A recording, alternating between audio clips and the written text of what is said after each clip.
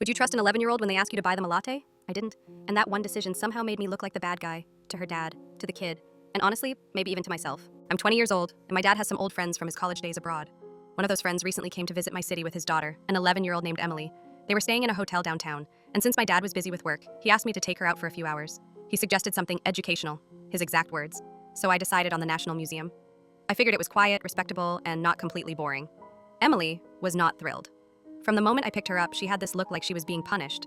She was polite, just barely, but you could tell this was the last place she wanted to be. We got there about 20 minutes early before the museum opened, and while we were waiting on a bench out front, she suddenly pointed across the street and said, completely deadpan, "You should buy me a coffee. It's the least you can do before dragging me through 2 hours of boring stuff." I blinked. Coffee? For an 11-year-old? She said it like it was the most normal thing in the world. So I asked, kind of surprised, "Do you even drink coffee?" She replied, "Yeah, my dad lets me have lattes all the time. Oat milk only though. Oat milk." She had preferences. She had. Now listen, I'm not a parent, but I'm also not someone who gives caffeine to kids without permission. I wasn't about to become the random adult who gave a preteen her first full cup of espresso before a museum tour. So, I told her, "Let me just check with your dad, okay?" She sighed, rolled her eyes, and said, "You don't trust me?" At this point, I could feel the guilt creeping in, but I still pulled out my phone and texted her dad, asking, "Hey, just double checking, is Emily allowed to have coffee?" He called me back immediately, and the first thing he said wasn't yes or no. It was, "Did you seriously think my daughter is a liar?" His tone? Cold. Sharper than I expected. I stammered, No, I didn't mean it like that. I just thought I should make sure." He answered, "Yeah, she's allowed. Just get her whatever she wants. It's fine." And then he hung up. I stood there, awkwardly holding my phone while Emily gave me that told you so look. So we went into the cafe, and I ordered her an oat milk latte. She was very specific about it. Medium, not too hot, extra oat milk. She thanked me politely, then scrolled through her phone while sipping it like some kind of jaded office worker. It was weirdly impressive, but also unnerving. Inside the museum, things didn't get better. I tried to keep it light, pointing out cool paintings, old swords, Egyptian statues, but she barely reacted. Every time I turned my head, she was either on her phone or zoning out completely.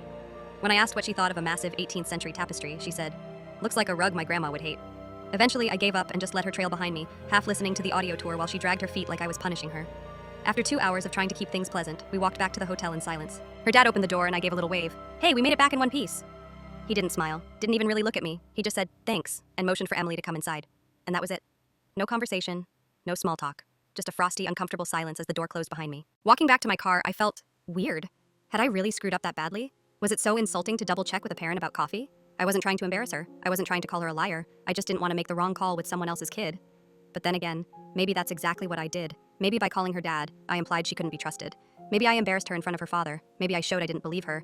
And maybe that really stung. Or maybe, just maybe, her dad overreacted. Maybe he was the one with a weird chip on his shoulder. I don't know. What I do know is that I'm still thinking about it days later. Still wondering if I should have just bought the latte. Still wondering if I should apologize. Or if I didn't do anything wrong in the first place. So here I am asking you, was I the asshole for not taking an 11-year-old's word about coffee?